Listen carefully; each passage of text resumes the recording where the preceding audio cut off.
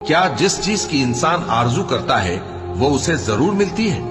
سو آخرت اور دنیا تو اللہ ہی کے ہاتھ میں ہے، اور آسمانوں میں بہت سے فرشتے ہیں جن کی سفارش کچھ بھی فائدہ نہیں دیتی مگر اس وقت کہ اللہ جس کے لیے چاہے اجازت بخشے اور سفارش پسند بھی کرے۔